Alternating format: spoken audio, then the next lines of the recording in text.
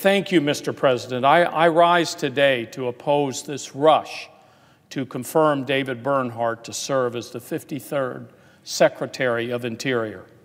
The Secretary of Interior is the chief steward of nearly 500 million acres of public lands and 1.7 billion acres of the Outer Continental Shelf. The Interior Secretary is charged with managing the public's natural resources and protecting our nation's most iconic spaces for now and for generations to come. And the Secretary has the duty of making sure that our trust and treaty responsibilities to American Indians and Alaska Natives are met. It is essential to have the right individual serving in this position, someone who has a record of honoring these critical responsibilities, someone who will approach these solemn duties with only the interests of the American people at the top of his or her agenda. After considering the whole of Mr. Bernhardt's record, especially the open questions about his actions that have benefited his former clients, I cannot vote to confirm this nominee. His policies are too slanted towards private interests, and as a former lobbyist for many of these interests, his conflicts are too many. Any discussion of this nomination must begin there, by addressing the serious conflicts of interest that Mr. Bernhardt brings to this role, and by addressing the ethical cloud that is plainly hanging over this nomination. I'm rising today to call on the Republican leadership to put a halt to this nomination until that ethical cloud can be cleared. And if that cloud cannot be cleared, then Mr. Bernhardt should be withdrawn. The concerns that have been raised are serious. Let's talk about a few of them. Much has been made of Mr. Bernhardt's ethics pledge and whether he has complied with the letter of the law. But we all know that he certainly has not complied with the spirit of the law. The Interior Department has begun or completed at least 19 policy actions requested or supported by at least 16 of Mr. Bernhardt's former clients since he came to Interior, according to just one analysis. Mr. Bernhardt's ethics pledge didn't stop him from trying to divert water to his former client, Westland's Water District in California's Central Valley, one of the largest agricultural water users in the county. On their behalf, Mr. Bernhardt sought to weaken protections for endangered fish species so that his client could pump more water. While an Interior official, quote, verbally ruled he could participate in the matter, outside ethics experts disagree. Mr. Bernhardt is clearly making a decision that directly benefits one of his former clients. Last month, I wrote to the DOI Inspector General requesting investigation into this matter. The Senate should know the outcome of such reviews before considering a cabinet nominee. Otherwise, we are flying blind when it comes to a nominee's fitness for office.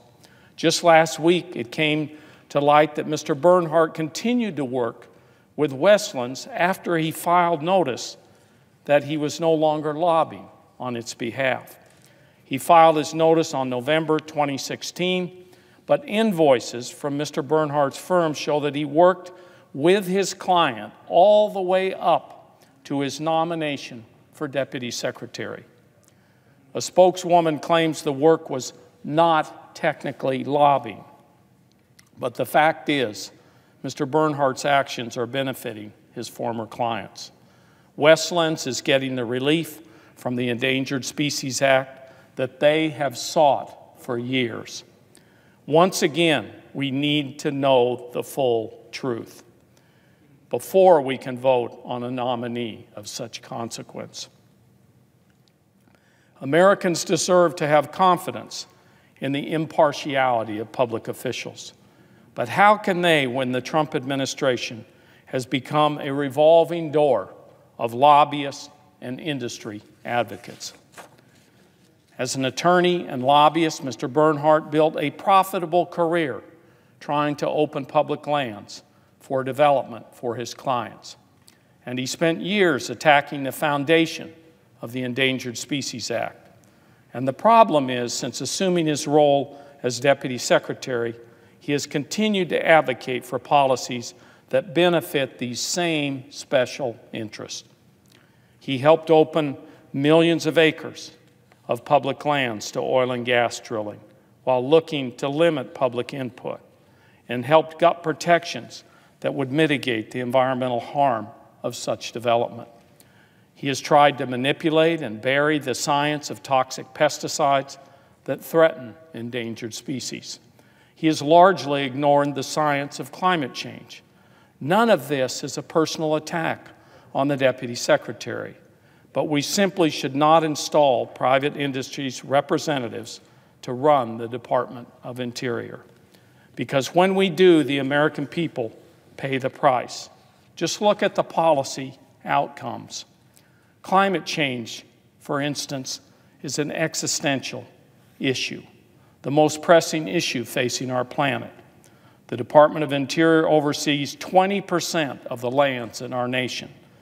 These lands and their ecosystems and wildlife are threatened by a changing climate. Drought and wildfires in the Southwest, wildfires and flooding in California, and hurricanes in the Southeast. Mr. Bernhardt has been clear that climate science will take a back seat to the President's politics. Under Mr. Bernhardt's guidance, the Department is blatantly ignoring the science of climate change. The Department took down its climate change webpage, rescinded orders and policies aimed at addressing the impacts of climate change, gutted the methane emission control rule at the behest of the worst performers in the oil and gas industry. And Mr. Bernhardt now has the audacity to claim that there are no laws on the books that require Interior to act on climate change, all because his administration has attempted to dismantle every rule or regulation that requires the Department to take action.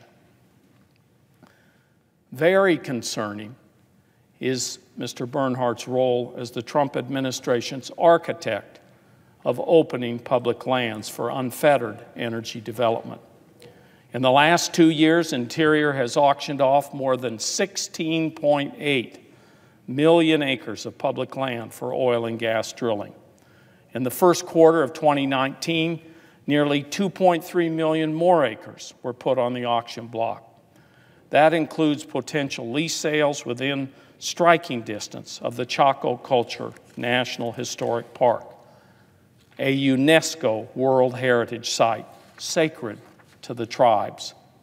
And that's why I just introduced legislation to permanently establish a 10-mile buffer surrounding Chaco so that we can enjoy this culturally significant area for generations to come without the constant threat of development.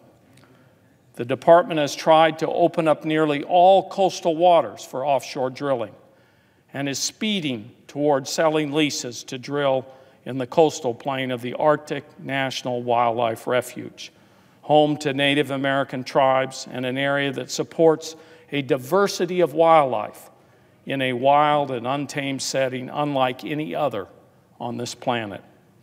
Nearly 250 species, from caribou and grizzly bears to wolves and migratory birds. Yet this administration, under Mr. Bernhardt, is racing toward an outcome that could decimate this unique, grand, and biologically rich place. The Endangered Species Act stands as the nation's commitment to protect wildlife from extinction. Protecting biodiversity is more important now than ever, as we see animal and plant species dying off in record numbers due to the loss of habitat and climate change. But Mr. Bernhardt has had the ESA in his sights for a long time. Under his leadership Interior has now proposed allowing economic considerations to override wildlife protections. Extinction is becoming just another cost of doing business. As I mentioned on behalf of his former client, Westlands, Mr. Bernhardt sought to weaken protections for endangered fish species, the Delta smelt and the Chinook salmon, so that Westlands could pump more water. Mr. Bernhardt has looked to implement the very same policies he lobbied for from within the walls of the department. As Deputy Secretary, Mr. Bernhardt also dismantled a landmark agreement among bipartisan Western governors to protect the greater sage grouse, opening up millions of acres of its habitat to oil and gas drilling without protections. The Endangered Species Act should be classified as endangered under Mr. Bernhardt's client-friendly Interior Department. Let's talk about another extinction risk, chlorpyrifos. Chlorpyrifos is not yet a household name like DDT, but it will be. It is a dangerous neurotoxin used in agriculture throughout the United States. It's linked to brain damage in children and can cause serious harm to human health and wildlife. In 2016, scientists from the EPA recommended a ban on all uses of this toxic pesticide.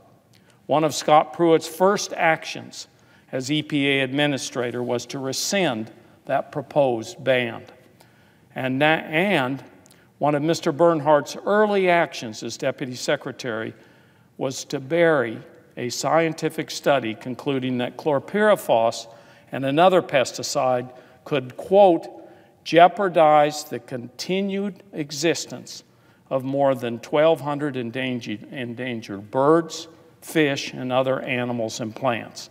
Let me repeat, more than 1,200 birds, fish, and other species are at risk of extinction from 2 toxic pesticides.